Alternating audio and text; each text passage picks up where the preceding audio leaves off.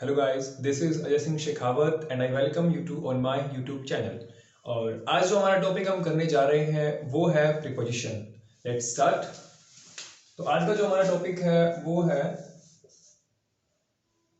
Preposition. और important topic है, हर exam में इससे क्वेश्चन रहते हैं, तो हम इसका थोड़ा मीन जानते हैं कि जो प्रीपोजिशन है ये क्या मीन करता है। फ्री जो मीन करता है वो मीन करता है बिफोर का।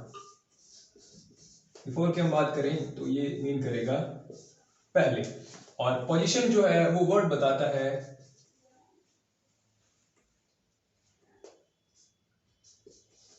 प्लेस के, मींस स्थान की। ये दोनों जो वर्ड है वो कनेक्ट करेंगे कहीं ना कहीं नाउन के साथ। तो इससे हम एक डेफिनेशन बना सकते हैं कि जो हमारे प्रीपोजिशन है वो कहाँ आएंगे, वो हमारी नाउन से पहले रहेंगे। इसमें क्या रहता है कि जो प्रीपोजिशन है वो नाउन या प्रोनाउन जो भी हमारा सेंटेंस में डूअर है उसका कनेक्शन अदर वर्ड के साथ शो करता है। तो इसकी डेफिनेशन कुछ इस तरह बनाते हैं कि प्रीपोजिशन ऐसे शब्द होते हैं जो हमारे सब्जेक्ट का किसी अदर वर्ड के साथ जो कनेक्शन है, जो रिलेशन है, वो हमें बताते हैं। तो कौन कौन से वर्ड प्रीपोजिशन के बाद हमें यूज करने हैं? नाउन हम यूज कर सकते हैं, प्रोनाउन हम यूज कर सकते हैं, जिरन हम यूज कर सकते हैं, क्लोज आ सकता है, और फ्रेज। मतलब कोई भी प्रीपोजिशन है वो या तो उसके बाद हमें क्या चाहिए, या तो नाउन हो या प्रोनाउन हो या जिरन हो या फिर क्लोज हो या फिर फ्रेज हो। जैसे एग्जांपल देखते हैं, he is sleeping under the bed. जो अंडर है वो हमारा एक प्रीपोजिशन है। अब हमें ध्यान रखना है कि जो हमारा प्रीपोजिशन है उसका यूज हम किससे पहले करेंगे, बिफोर करेंगे। किससे पहले? या तो नाउन हो या प्रोनाउन या जिरंड या क्लोज या फिर फ्रेज। अब देखिए, जो अंडर हमारा प्रीपोजिशन है इसके बाद हमें क्या चाहिए, नाउन चाहिए। तो जो बेड है वो हमारी क्या है, एक नाउन है। तो नाउन से पहले यूज हुआ। अब ये कनेक्शन किसके साथ बता रहा है, ये ही के साथ, कि वो कहां सोया हुआ था, तो उसका कनेक्शन कहां हो गया, बेड के साथ। वो मतलब बेड के नीचे सोया हुआ है। तो इसमें क्या रहता है, इसकी डेफिनेशन बनती है कि जो प्रीपोजिशन ऐसे वर्ड होते हैं जो नाउन या प्रोनाउन जो हमने यूज किया है उसका कनेक्शन या रिलेशन अदर वर्ड जो सेंटेंस में आए हैं उनके साथ यूज करता है। अब प्रोनाउन की तरह हम एक एग्जांपल देखते हैं। प्रोनाउन के साथ कैसे, द चिल्ड्रन is playing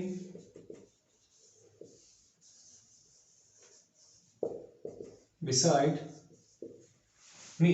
तो हमने देखा कि जो हमारा प्रीपोजिशन है वो किसी नाउन या प्रोनाउन से पहले आता है।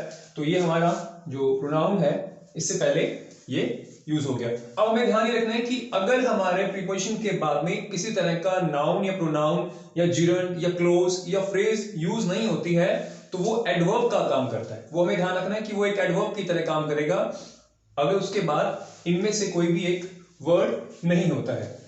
जिरंड देखिए, he told a joke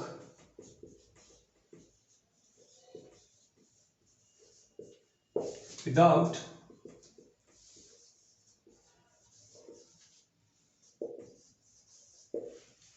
laughing।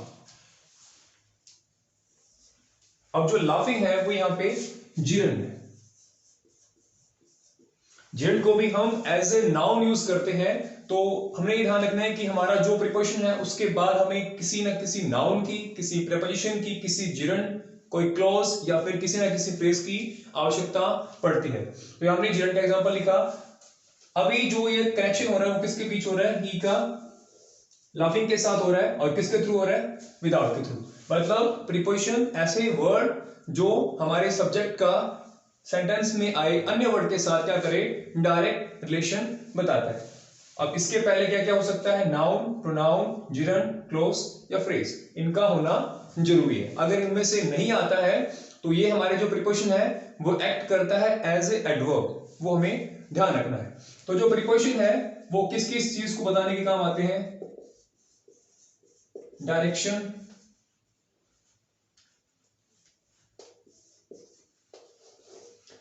Place, direction को, प्लेस को,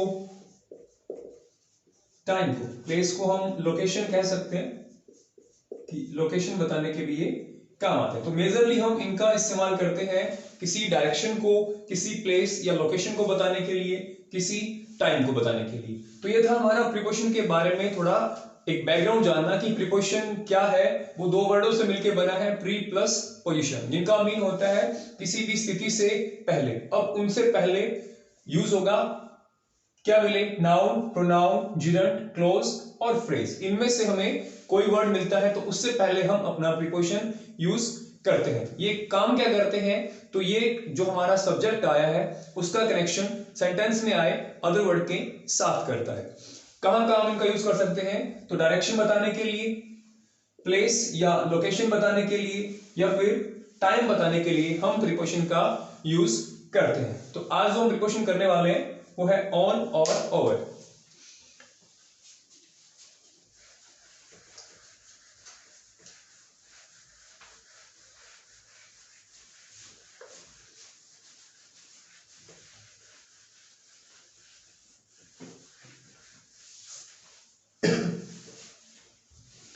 आज का जो हमारा पहला प्रीपोजिशन है वो है ऑन। इसके लिए हमने अब तक क्लासेस में पढ़ा है कि इसको हम ऊपर के अर्थ में करते हैं, पर हमें ध्यान रखना है कि प्रीपोजिशन जो वर्ड है उनको हमें हिंदी के थ्रू नहीं समझना है। भी ऐसा नहीं है कि हम उसकी हिंदी बनाते हुए उसको ऐड कर रहे हैं। ऑन वैसे हम ऊपर के अर्थ में यूज करते हैं, लेकिन इसका हम यूज कहां करेंगे? Touch the surface. ये हमें ध्यान रखना है कि और हमें कब यूज करना है कि वो जो चीज है वो क्या कर रही हो? वो टच कर रही हो सरफेस को। अब सरफेस भी कैसा हो? बिल्कुल प्लेन हो। जैसे एग्जांपल हम देखते हैं,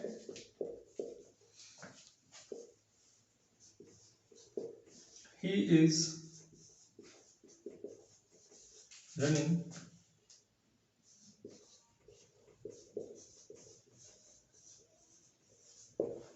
ऑन द।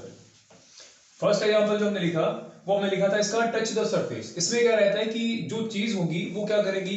जो सरफेस है उसे टच करती होगी। मान लो कि जैसे ये मार्कर है, मैंने इसको हथेली पे रख दिया, अब ये क्या कर रहा है? इसको टच कर रहा है, प्लेन सरफेस को टच कर रहा है। तो वैसे he is running on the road. अब इसका कनेक्शन किसके साथ हो रहा है? रोड के साथ। किसके थ्रू? ऑन प्रीपोजिशन के थ्रू। जैसे the book is on the bag, the children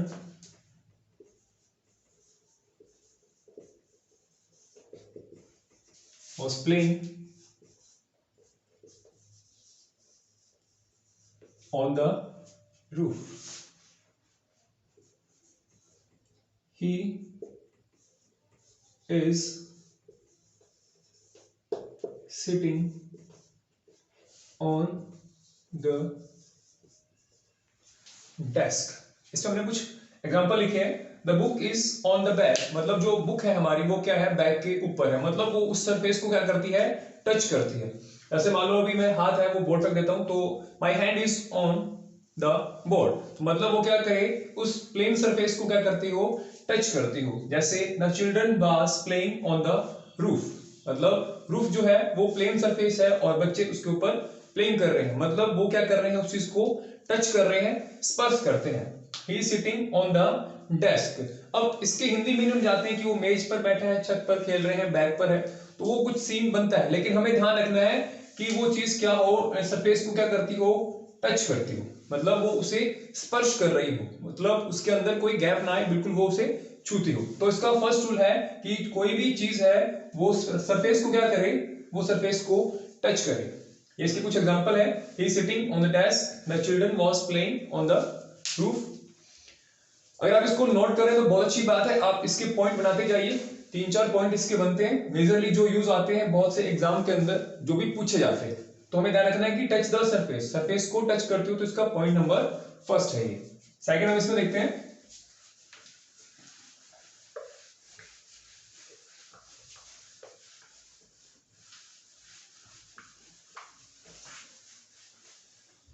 first हमारा हो गया कि सरफेस को वो क्या करे, टच करे, मतलब जो प्लेन सतह है उसे वो स्पर्श करती हो। सेकंड है डे और डेट। डे और डेट, जब भी फिक्स डे और डेट की हम बात करेंगे तब भी हम ऑन का यूज करते हैं। अब देखो किस तरह करेंगे हम, जैसे he will come on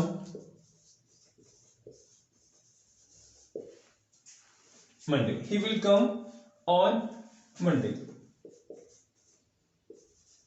he was born on 7th July. 7th of भी इसमें यूज होता है, तो 7 जुलाई। हमने अभी लिखा कि जब भी फिक्स डे या फिक्स डेट की बात करें, क्या लिख देता हूं कि ये क्या हो, ये फिक्स हो जाए।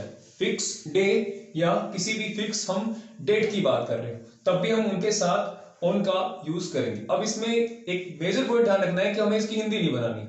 हिंदी बनाने के चक्कर में गए तो इस सेंटेंस को हम कहीं ना कहीं गलत कर देते हैं। तो हमें ध्यान रखना है कि जब भी कोई फिक्स डे की बात हो, जैसे संडे, मंडे, ट्यूसडे एटसेट्रा, कोई भी दिन यहाँ पे हम यूज कर सकते हैं। हमने मंडे किया, अगर आप प्रैक्टिस कर रहे हो तो आप इसको संडे से लिख के कर सकते हो, ठीक है, ट्यूसडे लिख दो, कोई भी डे, मतलब किसी भी पर्टिकुलर डे की अगर हम इसमें बात करें। He was born on 7th July. अब यहाँ पे हमने एक विशेष तारीख की बात की, फिक्स डेट यूज की, आप इसमें डाल सकते हो कोई भी, 27th जुलाई, मार्च,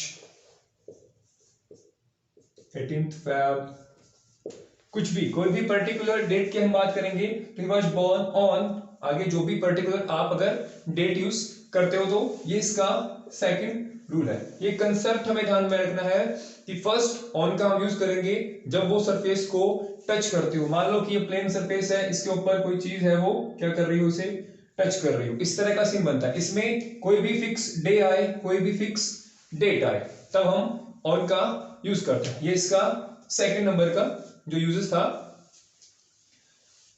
आप इसे नोट कर लीजिए या स्क्रीनशॉट आप इसका ले सकते हैं।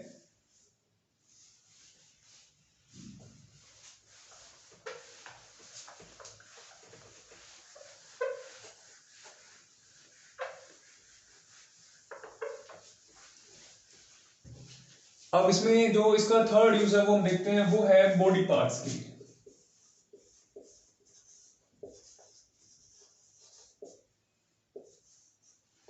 बॉडी के पार्ट के साथ भी, अब बॉडी के पार्ट के साथ हम किस तरह से इसको यूज करते हैं वो देखिए, जैसे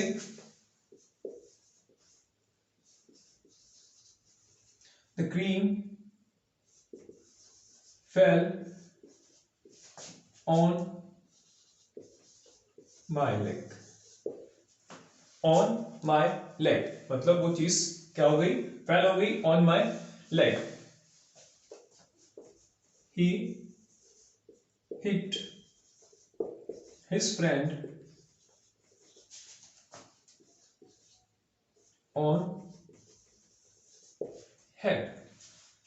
मतलब जब भी हम बॉडी पार्ट की बात कर रहे हैं तब भी हम ऑन प्रेपोजिशन को यूज करते हैं। इसमें हमने जो भी कंसेप्ट आज लिए हैं वो जो एग्जाम में पूछे जाते हैं उन्हीं के बेस पे हमने लिए हैं कि कौन कौन से एग्जाम में क्या क्या चीजें पूछी जाती हैं। तो बॉडी पार्ट के साथ इनका यूज होता है, तो ऑन का यूज होता है बॉडी पार्ट के साथ, माई लेग या ऑन हेड, ठीक है। सरफेस को टच करते हो चीज तब यूज होता है, तो ऑन का यूज होता है। अगर हम फिक्स डे और डेट की बात करें तब यूज होता है, तो ऑन का यूज होता है। तो वो हमें ध्यान रखना है। जैसे एक और हम सेंटेंस लिखते हैं, my mother kissed me on my forehead। My mother kissed me on my forehead। तो इसमें ध्यान रखना है कि प्रीपोजिशन के बाद में हमें नाउन मिल रही है। नाउन मिल रही है और इसका यूज हम कहाँ कर रहे हैं, बॉडी पार्ट के नाम के साथ भी। तो ये था इसका जो थर्ड है वो कंसेप्ट है ऑन का। थर्ड कंसेप्ट क्या कहता है कि बॉडी पार्ट के साथ भी हम ऑन जो प्रेपोजिशन है उसका यूज करते हैं। आप इसका स्क्रीनशॉट ले सकते हैं। अगर आप नोट करें तो बहुत अच्छी बात है, आप इनके कंसेप्ट है वो एक पेज पे या नोटबुक में अलग से लिख लीजिए कि कहां कहां यूज होता है। कि बॉडी पार्ट के साथ हम ऑन यूज करते हैं, टच द सरफेस हो, किसी चीज को स्पर्श कर रही हो तब हम उसको यूज करते हैं, फिक्स डे या डेट बताई जाए तब हम उसका यूज करते हैं। तो वो जो कंसेप्ट है अलग से आप इसको निकाल के रख लीजिए, एक चार्ट बन जाएगा। जैसे ही आप इनके नोट्स कंप्लीट होंगे तो आपको फिर आगे किसी तरह की कोई प्रॉब्लम नहीं आएगी।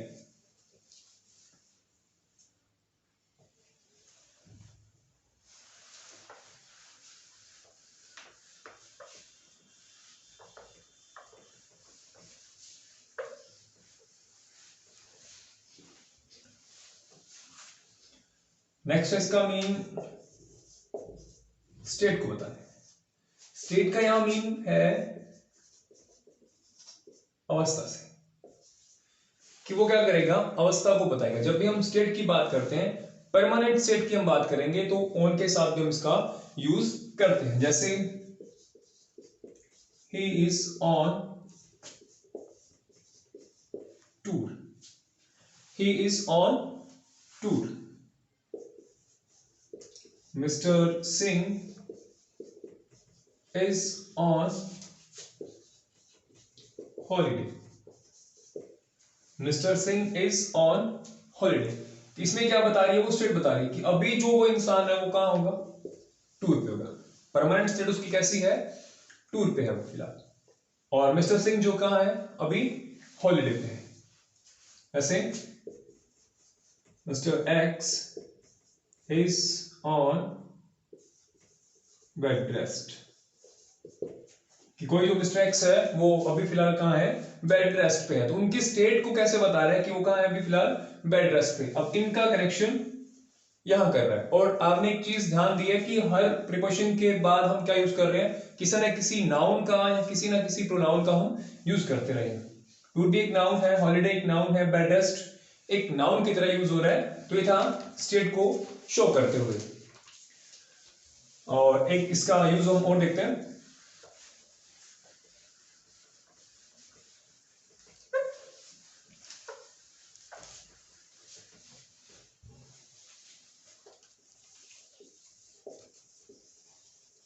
बाय मीन्स ऑफ, ठीक है, बाय मीन्स ऑफ क्या में इसको हम यूज करते हैं, इसको हम बता सकते हैं के द्वारा, के द्वारा थोड़ा इसका सेंस रहता है, ठीक है। मतलब किस तरीके से वो चीज चलती है। जैसे ए कार रन्स ऑन पेट्रोल, कि जो कार है वो किस मीन से चलती है, क्या होता है उसका, उसमें क्या चाहिए, पेट्रोल डीजल जो भी फ्यूल लगता है उसके अंदर, उन चीजों की आवश्यकता रहती है। तो ये भी इसका एक यूज होता है, बाय मीन्स ऑफ के लिए हम इसको यूज करते हैं कि किस चीज की सहायता से या किस चीज की वजह से वो चीजें एक्टिवेट है, ठीक है। कि ये भी था, ये थे हमारे ऑन के यूजेस। अगर आपने अभी तक चैनल को सब्सक्राइब नहीं किया तो प्लीज जल्दी से सब्सक्राइब करें और लाइक शेयर जरूर कीजिए। और नेक्स्ट जो हमारा प्रिपरेशन है वो हम देखते हैं ओवर।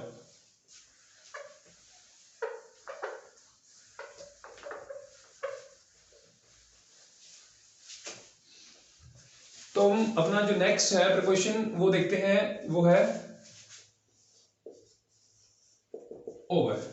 नेक्स्ट हमारा प्रिपरेशन है ओवर, जिसका मीन भी हम जो यूज करते हैं वो ऑन की तरह रहता है। इसका अगर हिंदी मीन हम देखें जो हमने अब तक स्कूल कॉलेज में पढ़ा है, जो रहता है ऊपर। ऊपर क्या हम इसको यूज करते हैं, लेकिन हमें इसको हिंदी से नहीं समझना है, हम इसके कंसेप्ट को समझते हैं। इसका हम यूज करेंगे कवर्ड, कवर्ड सरफेस के लिए। जब भी कोई चीज है उसके सरफेस को क्या कर दिया जाए, कवर कर दिया जाए, तो उस सेंस में हमें यूज करना है हमारे ओवर प्रेपोजिशन का। जैसे the snow is falling over the hills, कि जो स्नो है वो फॉल हो रही है हिल्स के ऊपर। अब के ऊपर का मीन अगर हम इसमें निकालते हैं तब थोड़ा सा इसमें सेंटेंस बनता है, लेकिन हमें ध्यान रखना है कि ऐसी कोई चीज जो किसी दूसरी चीज की क्या करे, सरफेस को कवर करे। कवर करने में एटलीस्ट वो 4 साइड उसकी कवर करेगी, 4 साइड को उसे वो कवर कर दे, या 2 साइड, मिनिमम 2 साइड वो क्या करे, कवर करे, मतलब इस तरह से वो उसे कवर करती हो, तब हम यूज करते हैं ओवर का। जैसे नेक्स्ट एग्जांपल है हमारा, Mohit put the blanket, Mohit put the blanket over the child, Mohit put the blanket over the child.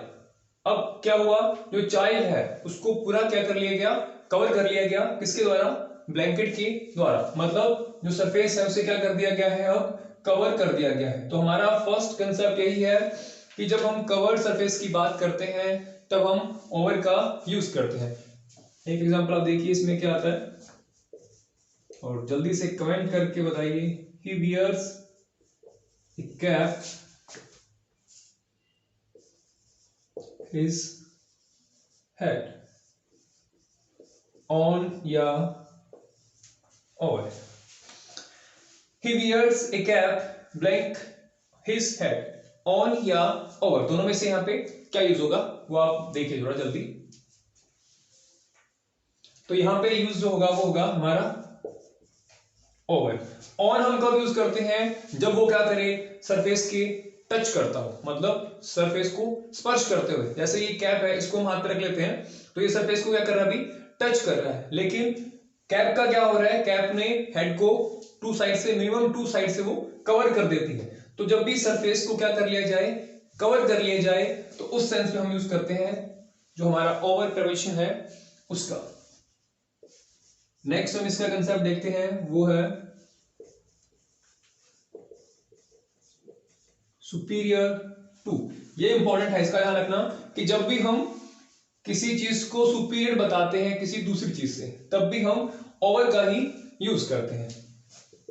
अब इसको हिंदी में हम लिख लेते हैं श्रेष्ठ, मतलब श्रेष्ठ बताने के लिए, मतलब कोई चीज है वो दूसरी से क्या हो, सुपीरियर हो, अच्छी हो। अब according to our viewpoint, हम उसके बारे में कैसा सोच रहे हैं, क्या सोच रहे हैं, उस अकॉर्डिंग भी हम सुपीरियर डिक्लेयर करते हैं किसी चीज को।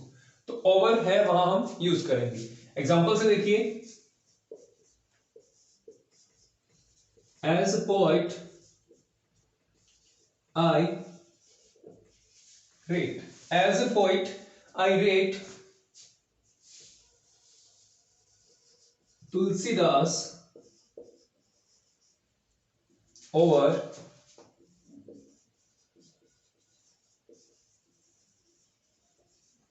शेक्सपियर।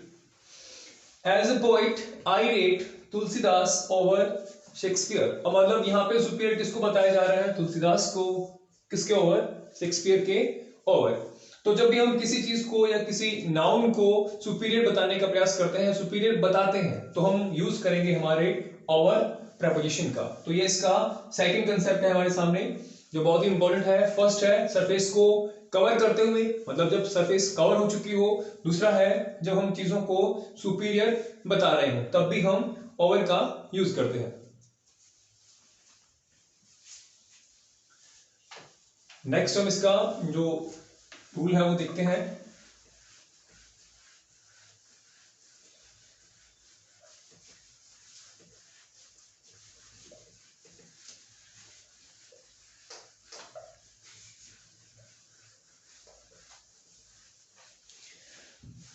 और अगर अभी तक आपने चैनल को सब्सक्राइब नहीं किया तो जल्दी से सब्सक्राइब कर दीजिए, ताकि न्यू वीडियो का नोटिफिकेशन आपको जल्द से जल्द मिल जाए। तो हम देखते हैं हमारे ओवर का थर्ड जो कंसेप्ट है वो क्या कहता है, not touch the surface, not touch the surface. अगर आप हिंदी में नोट्स बना रहे हो तो आप ऐसा लिख सकते हो, सतह को स्पर्श ना करते हुए। हमने ऑन पढ़ा, एग्जांपल कैप हथेली को स्पर्श कर रहा है, टच कर रहा है। लेकिन जब हम इसे हवा में कर दें तो अभी ये क्या कर रहा है, इसको स्पर्श नहीं कर रहा है, मतलब आपस में कोई भी कांटेक्ट इन दोनों का नहीं है। तो जब सतह को टच नहीं करेगा, स्पर्श नहीं करेगा, तो उस सेंस में भी हम ओवर का यूज करते हैं। जैसे अभी हम रूम में हैं और हम कवर्ड हैं और हमारे सिर के ऊपर फैन है, तो फैन हमारे सिर को वो टच तो नहीं कर रहा है, लेकिन फिर भी क्या है, ऊपर है, तो उस सेंस में भी हम यूज करते हैं। एग्जांपल से देखते हैं, there is a fan over my head, there is a fan over my head, कि मेरे सिर के ऊपर क्या है, एक पंखा है। हिंदी मीन से नहीं समझना हमें, बस ये ध्यान रखना है कि जो प्लेन सरफेस है उसको टच अगर नहीं कर रही है कोई वस्तु, तब हम ओवर यूज करेंगे। अगर टच कर रही हो, मान लो कि जो फैन है वो हमारे सिर में टच हो रहा, बिल्कुल कनेक्शन में है, तब हम ओवर नहीं यूज करेंगे, ऑन यूज करेंगे। बस ये डिफरेंस हमें ध्यान रखना है कि यहाँ सरफेस को ये टच नहीं करता है तब ओवर आता है, अगर टच करता है तो ऑन आता है। नेक्स्ट इसका एग्जांपल देखिए आप, there was a bridge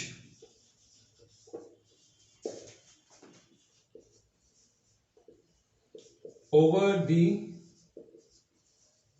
river, there was a bridge over the river, कि जो रिवर है उसके ऊपर क्या है, एक ब्रिज है। अब मतलब जो रिवर की सरफेस है, जो प्लेन सरफेस है, उसे वो टच नहीं कर रहा है।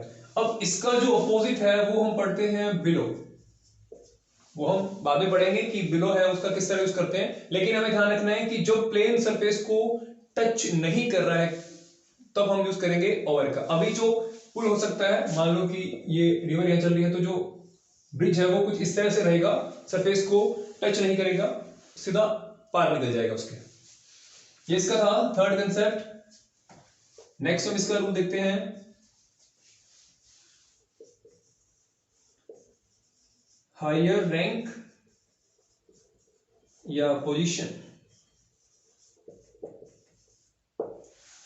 कि रैंक या पोजीशन में हायर बताने के लिए भी हम ओवर का यूज करें, कि रैंक में या पोजीशन में कोई किसी से हायर है तो हम इसका यूज करते हैं। या हम क्या करते हैं, एज,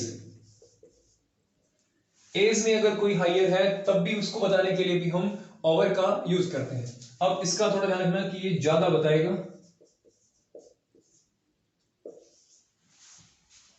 कोई इंसान जिसकी रैंक ज्यादा है किसी और इंसान की तुलना में, पोजीशन बेटर है, हायर है, या फिर एज क्या है, ज्यादा है, तब हम यूज करेंगे हमारे ओवर प्रेपोजिशन का। जैसे she is over 20, she is over 20, मतलब अब वो क्या कर चुकी है, 20 की जो एज है उसे पार कर चुकी है, 20 से अबव है, ओवर निकल गई, क्रॉस हो चुकी है। ठीक है, तो हमें ध्यान रखना है जब भी हम एज ज्यादा बताते हैं किसी की तो हम ओवर का यूज करते हैं। जैसे शी इज ओवर 20, वो 20 से ज्यादा है। रैंक की देखते हम, a headmaster